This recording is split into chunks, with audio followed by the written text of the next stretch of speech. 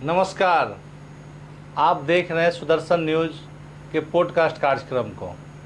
और आज हम बात करेंगे ऐसे ज़मीनी आदमी से जिनकी राजनीति में पकड़ उतनी है लेकिन बावजूद वो राजनीति से दूर रहना चाहते हैं। ये अपने आप में एक आश्चर्य है। मैं पप्पू कुमार नायक आपको इनसे मैं बात करा रहा हूँ, जो लालगंज वैशाली से हैं, और विनोद कुमार पंजियार इनका नाम है। नमस्कार, हमारे सुदर्शन बिहार में आपका स्वागत है। आपका भी। विनोद जी, स्थिति आज के समय में आप वैशाली लालगंज से आते हैं और उसकी पहचान रघुवंश बाबू से है। उस रघुवंश बाबू जो राजनीति गमछा से करते थे, गमछा ओढ़ कर करते थे, और आज के डेट में गमछा का दूर दूर तक राजनीति से समाप्त होने के कगार पर है। आखिर क्यों? आखिर ये गमछा की राजनीति कहाँ चली गई? आखिर गरीब का बेटा राजनीति कहाँ करेगा? क्योंकि आप वहाँ से हैं और ये भी पता चला है कि आप रघुवंश बाबू के काफ़ी करीबी थे, खास करके तब जब वो अंतिम समय में थे, उनकी प्राण छूटी थी और उनके दाह संस्कार में आप बढ़ चढ़कर भाग लिए थे। देखिए पप्पू बाबू, वैशाली लोकतंत्र की धरती है, भगवान बुद्ध महावीर की धरती है। एक से एक वीर सपूत वैशाली में जन्म लिए। उसी एक सपूत में से रघुवंश बाबू भी राष्ट्रीय जनता दल के रीढ़ माने जाते थे। और रघुवंश बाबू वैशाली के महनार में शाहपुर गांव में उनका जन्म हुआ था। और रघुवंश बाबू का राजनीतिक जीवन की शुरुआत जो है वो सीतामढ़ी के वेलसंड विधानसभा से पहला बार वो एमएलए चुने गए थे और राज्य सरकार में मंत्री भी रहे और विधान परिषद में सभापति भी रहे। अब वर्ष 1996 में वैशाली लोकसभा से राष्ट्रीय जनता दल के उम्मीदवार बनाए गए थे। तो रघुवंश बाबू से दूर तक मेरा कोई परिचय नहीं था, चूँकि हमारा परिवार राजनीति में एकदम नग्न था। कोई लोग, हमारा वार्ड काउंसलर भी मेरे घर में कोई नहीं थे। हमारे एक रिश्तेदार ने, सीतामढ़ी के रहने वाले, रघुवंश बाबू को हम लोग के यहाँ लेके आए थे। उस समय हम लोग भी बच्चे थे, है जो यदि अभी 51-52 उम्र है तो आप समझ सकते हैं कितना के थे। 20-21 साल का उम्र था, लेकिन एक्टिव नौजवान में से थे। सब लोग, परिवार के लोग, समाज के लोग का एक लालगंज बाज़ार में वर्चस्व है और उन्हें सभी समुदाय आपस में मिल के रहते थे। तो रघुवंश बाबू वहाँ जब आए फर्स्ट बार, तो हम लोग ने काफ़ी संख्या में लोगों को जुटाया, यह मान के नहीं कि ये राष्ट्रीय जनता दल के प्रत्याशी है। हम लोग के पूर्वज, पुराने गार्जियन लोग कहे कि बड़ी ईमानदार नेता है, जो अलग तरह का एक प्रत्याशी मिला है। बड़ी होड़ था हम लोग में कि भाई ऐसे लोग को आगे बढ़ाना चाहिए। काम किए हम लोग 96 में रघुवंश बाबू के साथ, और पहला बार चुनाव वहाँ जीते भी पार्लियामेंट। वहीं से हमारा राजनीतिक जीवन का शुरुआत हुआ, उसी जगह से। लेकिन काम के बदौलत 2.5 साल में रघुवंश बाबू के काफ़ी हम चहेते बन गए, काफ़ी चहेते। जब रघुवंश बाबू का नाम लिए हैं तो थोड़ा हम आपका समय रोकते हुए अपनी बातों को ढंग से रख देंगे, इसलिए चूँकि हम लोग कोई बड़ा नेता नहीं है कि हमारी बात को हर लोग सुनने के लिए व्याकुल है। लेकिन हमारी बातों में सिर्फ रघुवंश बाबू ही नहीं है, आज की राजनीति परिवेश में जो अच्छे कार्यकर्ता है क्यों नहीं आगे जा पा रहे हैं, त्रिस्तरीय पंचायत में क्या गिरावट हुई है, विधानसभा में क्या, इन सभी चीज़ हम लोग के अंदर में दर्द है और उसको बहुत नज़दीक से देखा है। नहीं, मेरा है कि राजनीति में जो लोग पहले गमछा से राजनीति करते थे, अगर खादी का कपड़ा उनके शरीर पर है तो एक गमछा जरूर रहता था। आज वो गमछा ऐसे नेताओं के शरीर पर आप क्या देखते हैं?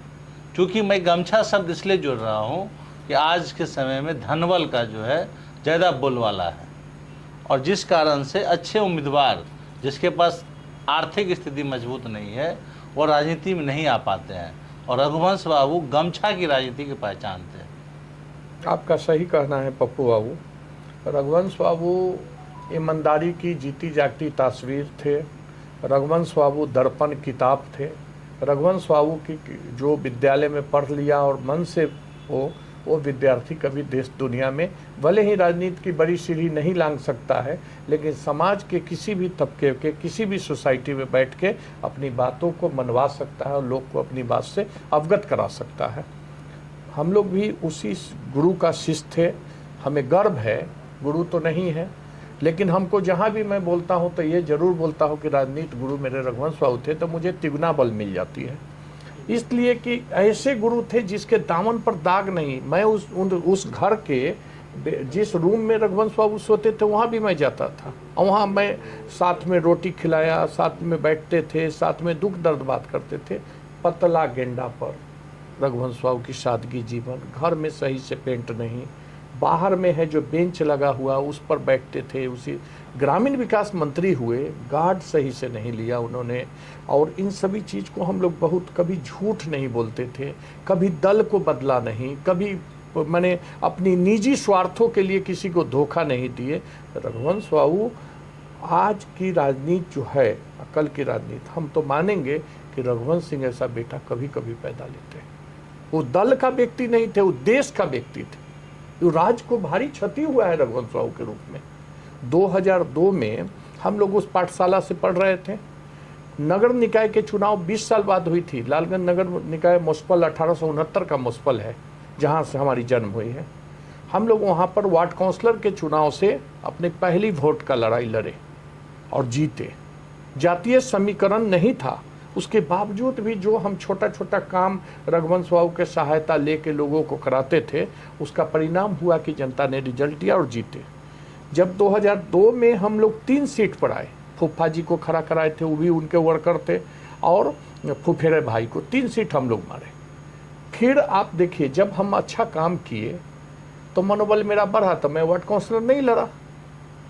सर हमसे पूछे कि आपने 2007 क्यों नहीं लड़ रहे हैं, तो हम बोले कि सर हमको अभी ये पद जो है वार्ड काउंसलर लगता है कि मैं जो काम किया हूँ अपने घर के किसी सदस्य को आगे ला दूंगा तो वो जीत लेगा, चूंकि मैं इतना काम किया हूँ। तो 7 का परिणाम ये हुआ कि हम लोग 3 सीट आ गए।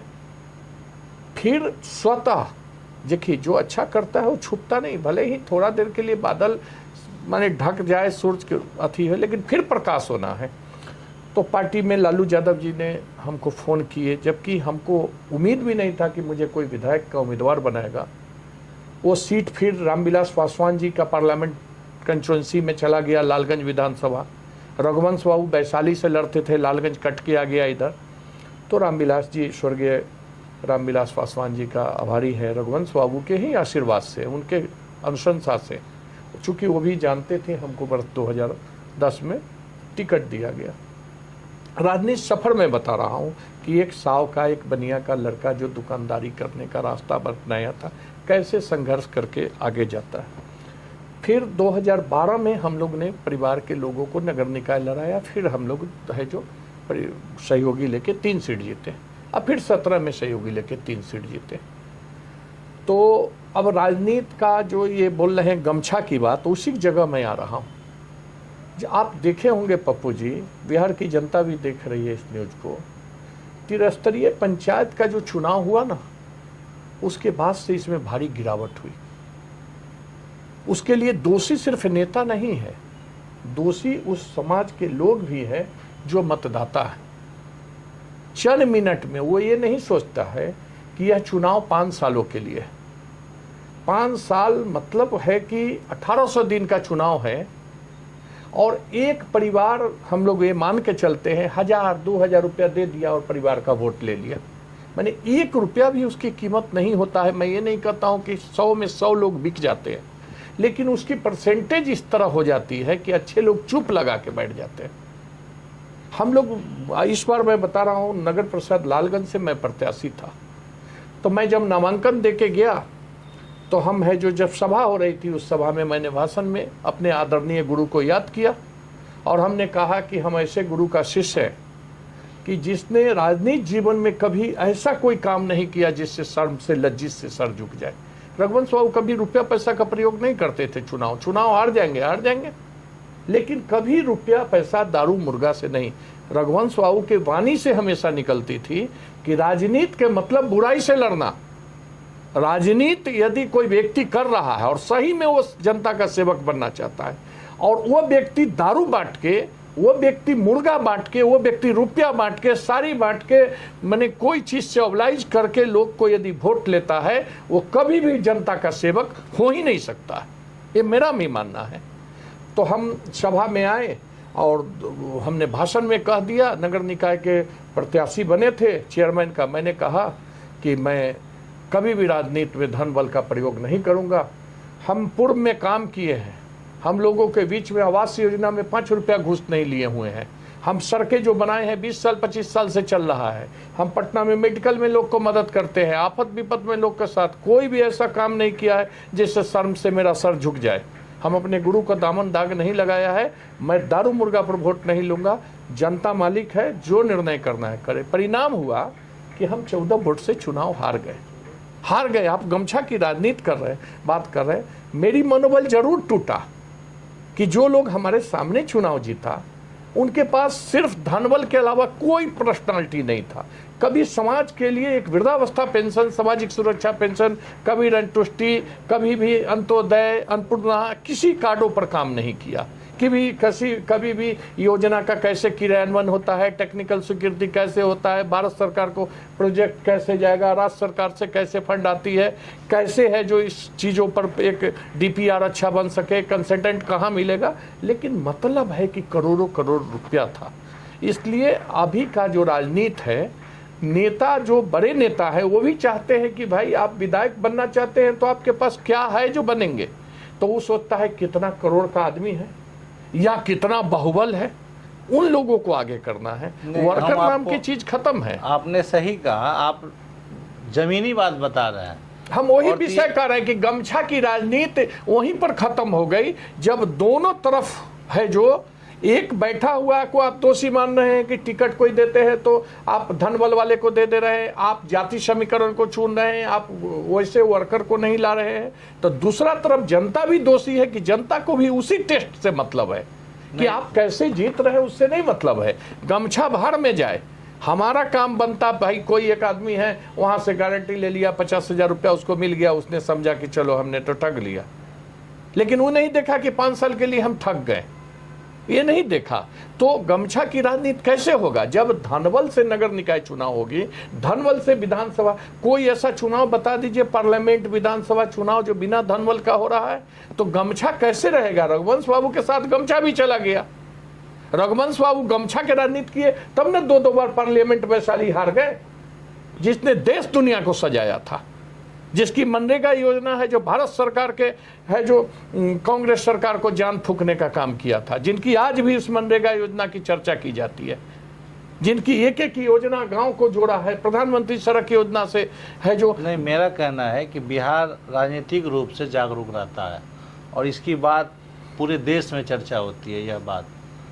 तो फिर अभी जो जनसुराज प्रशांत किशोर जो इस भ्रष्टाचार की बात करते हैं, तब तो उस हिसाब से आप जनसुराज के एक तरह से राजनीतिक जो बातें उनकी है उसको आप सही मान रहे हैं। देखिए, प्रशांत जी पढ़े लिखे लोग हैं, बात अच्छा रखते हैं, काम अच्छा करेंगे, क्या करेंगे वो तो उनका अथी जाने। लेकिन जो बात है वो तो सच है, इसमें कहीं कोई अथी नहीं।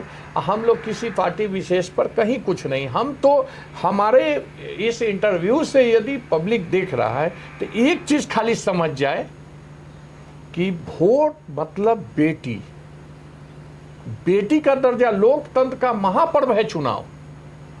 ये चुनाव जो है 60 वर्ष से भी महान है। हम 14 वोट से हार गए। बहुत लोगों को अफसोस हुआ कि 14 वोट से हार गए। लेकिन आप सोचिए कि जो लोग 200-100 में भी बिक गया होगा, दारू का एगो बोतल लेके बिक गया, आज 5 साल तो झटका खा रहा है। तो हमारे ऊपर, अपने ऊपर नहीं लागू कर रहा हूं मैं, ये कह रहा हूं कि जनता में हमारा ये आज का, मैंने रघुवंश बाबू के नाम लेके मैं ये कह रहा हूं कि जनता में गिरती हुई व्यवस्था को ठीक होनी चाहिए। लोग को अपने वोट को समझना होगा।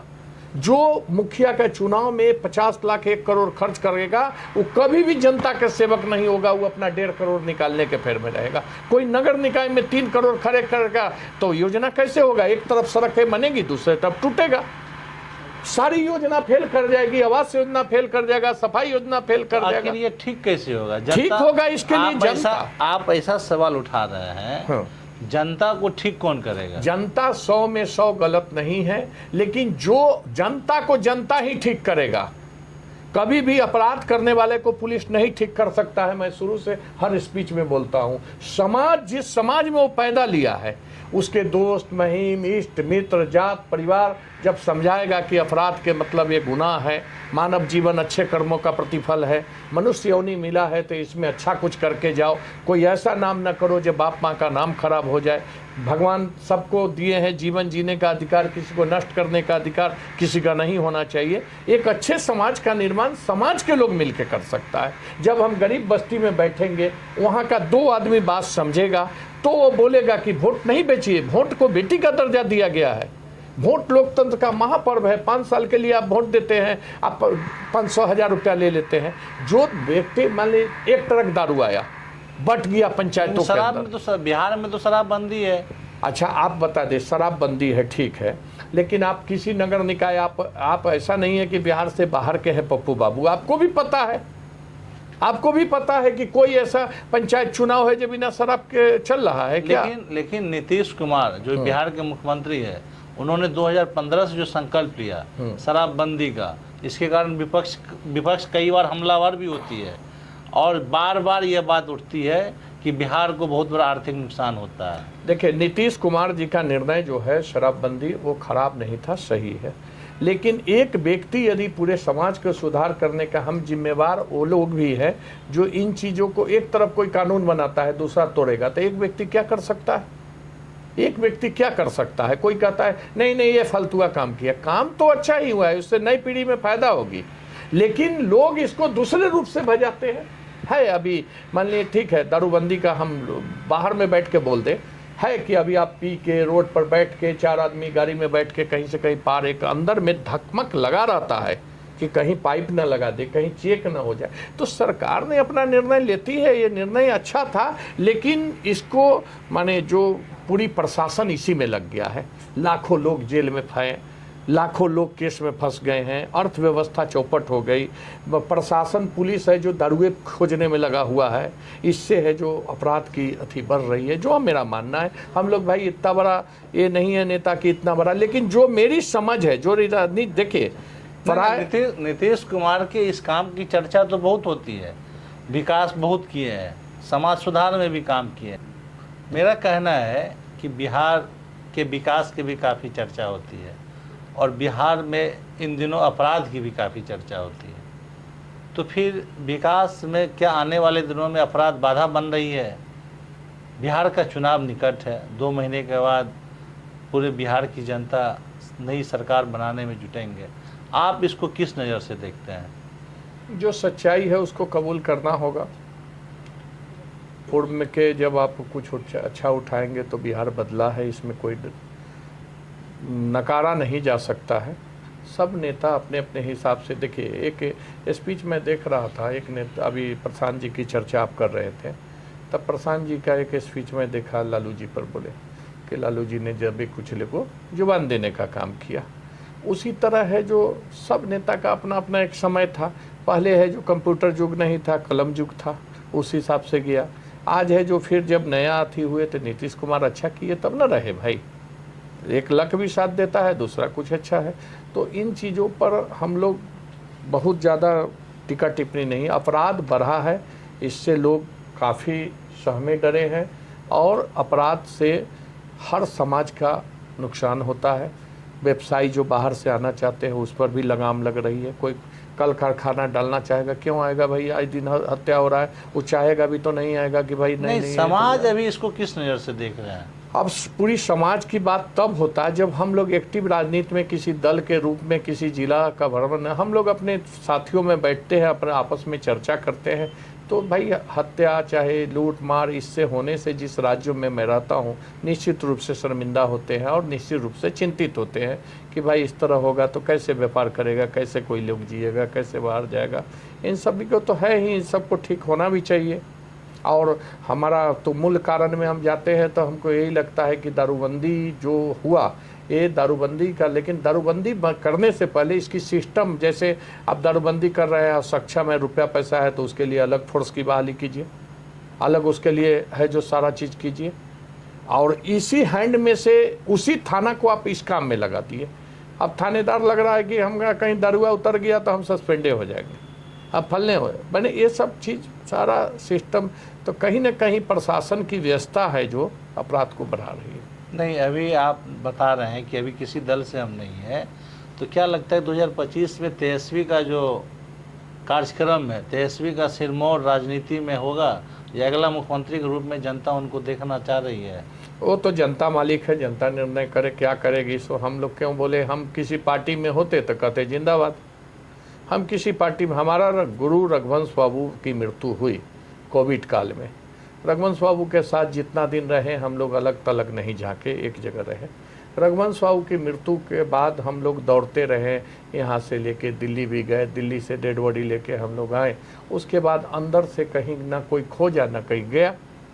अरे हम लोग कोई बड़ा नाम गाम वाला होते तो खोजता लोग है। जो राजनीति में अब कौन, कोई वर्कर यदि बहुत अच्छा कर रहा है तो उसको कौन नोटिस लेने वाला है कि आप क्या कर रहे हैं। आप वो नहीं बताएंगे तो क्या इस बार 25 में फिर बिहार जाति आधारित भी वोट करेगी? जो बिहार पर ये बहुत बड़ा आरोप लगता है कि यहाँ जाति के आधार पर ही मतदान होता है, लोग उसको वोट देते हैं। विकास लोग कितना भी कर ले, अगर उसके जात का नहीं है तो लोग उसको वोट नहीं देते हैं। देखिए चुनाव है, अब 4-5 महीना में चुनाव होना है और किस करवट जाता है वो देखने की चीज़ है।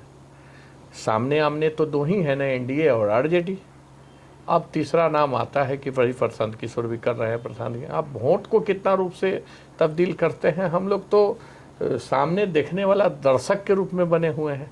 बहुत कुछ क्षमता होता तो नगर निकाय चुनाव नहीं हारते, और बड़ा क्षमता होता तो बिहार की बात सोचते। तो हम लोग के बनाने से न कोई बन सकता है, न बिगाड़ने से कोई बिगड़ सकता है। इसलिए हम लोग अपन काम धाम में लगल है। जैसे जो आएगा समय, प्रत्याशी को देख के अपना वोट एगो है दे देंगे जाए।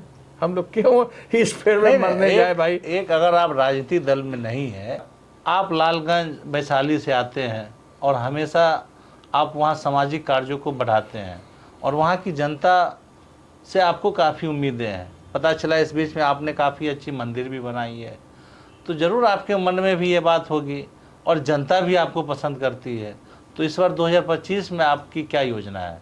देखिए मंदिर बनाना कोई हम लोग का राजनीति से जुड़ा हुआ पहलू नहीं है कि इसको मंदिर बना के और वोट।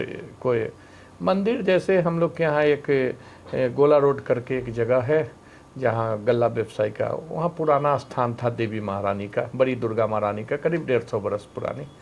तो माता को क्या कबूल था और एक लक लगा, हम वहाँ गए और गए तो अगली पंक्ति में हम आ गए। अगली पंक्ति में आए तो 4 साल लगा। माता की एक बड़ी मंदिर बनी, इसमें कहीं कोई, तो हमने उस काम को राजनीति समझ के नहीं किया, उस काम को कीर्ति समझ के किया है कि मनुष्य का जीवन है, ये धरती रंगमंच है।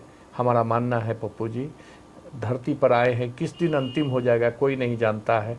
यदि समाज ने हमको कुछ दिया है, वहाँ पर वार्ड काउंसलर के रूप में, फलाना के रूप में, ठीक है बड़ा पद नहीं आया, लेकिन किसी बड़ा पद वाला से छोटा कद भी नहीं है।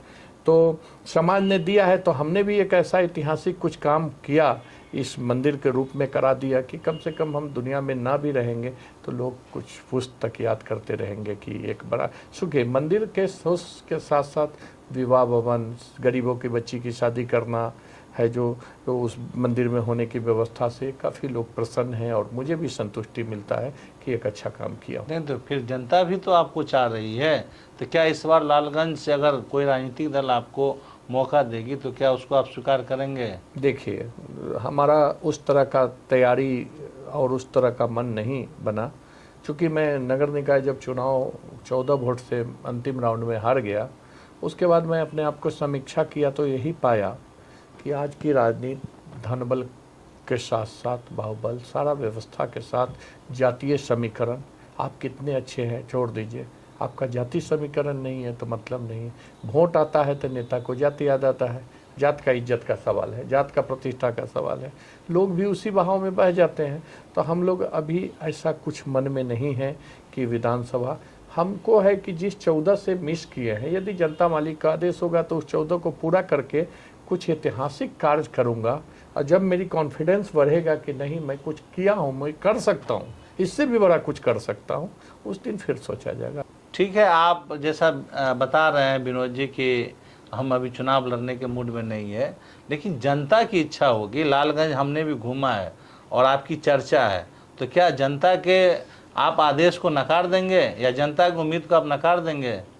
देखिए, जनता जिसके जो समर्थक होते हैं वो चाहते ही हैं कि मेरा आदमी आगे बढ़े, हमारा आदमी लीडर बने, हमारा अथी बने, लेकिन हमारा भी अपना कॉन्फिडेंस होना चाहिए। मुझे कोई भी चीज़ सीधे सो के उठिए और किसी चीज़ों में लग जाइए, वो भी ठीक नहीं है। विधानसभा का लड़ाई, नगर निकाय की लड़ाई डिफरेंट है। नगर निकाय के अंदर में है जो 26 वार्ड है हमारे यहाँ, तो विधानसभा के लिए 42 पंचायत है। जब हम पंचायतों में उस लेवल पर काम नहीं किए हैं, बूथ कमेटी नहीं बनाए, फलाना नहीं किए, उस तरह की मेरी तैयारी नहीं है, अंत तो में जाना उचित नहीं। अंत में आपसे हम पूछ रहे हैं कि आप लालगंज की जनता को और बिहार की जनता को क्या संदेश देना चाहते हैं, चूँकि निकट में 2 महीना बाद चुनाव है? हम जनता मालिक से यही कहेंगे कि फिर से मैं दोहराते हुए कह रहा हूँ कि राजनीति का मतलब होता है बुराई से लड़ना। नेता को भी ये सोचना चाहिए कि जितनी हम जो आलोचनाएं होती हैं ब्लॉक के अंदर में, विधानसभा के अंदर में, ये नेता फलाना टाइप का, मतलब एक के साथ 10 लोग बदनाम हो जाते हैं। इसी तरह जनता भी अपनी क्वालिटी को थोड़ा सुधार जरूर करे। मास का बात मैं नहीं कर रहा हूँ कि सब लोग खराब है, लेकिन जहाँ पर गिरावट है उस जगह को जो जनता समझदार है वो समझाए कि नहीं, रुपया पैसा, जाति पाति, इन सभी को तोड़ के वोट होना चाहिए। कोई यदि एक दिन खिला पिला देता है तो तुमको ठग रहा है, उससे वोट नहीं होना चाहिए। वोट बड़ी सोच के देने का चीज़ है। राजा उसी को बनाना चाहिए जो राजा लायक हो। सीधे किसी को पकड़ के राजा बना दिया, उसने एक ट्रक दारू बांट दिया और उसके कारण 5000 वोट प्रभावित हो जाता है। इसमें रुकना चाहिए और आम जन को मानना चाहिए कि वोट लोकतंत्र का महापर्व है, चाहे वो किसी भी समुदाय का लोग है, और वोट है जो बहुत सोच समझ के देने की चीज़ है। इसमें जब सफाई आएगा तो निश्चित रूप से एक अच्छा समाज का निर्माण होगा, अच्छे जनप्रतिनिधियों की चुनाव होगी, फिर जाके कुछ आगे का समय में बदलाव हो जाएगा। तो ये थे लालगंज से विनोद पंजियार जी, जिन्होंने जनता को संदेश दिया है कि अगर आप वोट दे रहे हैं तो सोच समझ के दीजिए, और सही में सोचने की बात तो होनी ही चाहिए।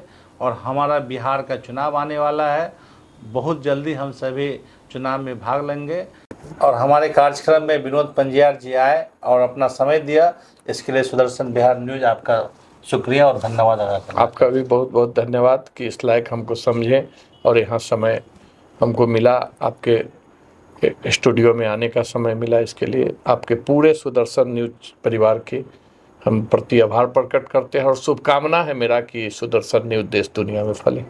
इसी तरह आप सुदर्शन न्यूज़ देखते रहे, और हम आने वाले दिनों में फिर ऐसे ही एक सामाजिक कार्यकर्ता से आपको रूबरू कराएंगे। बहुत बहुत धन्यवाद।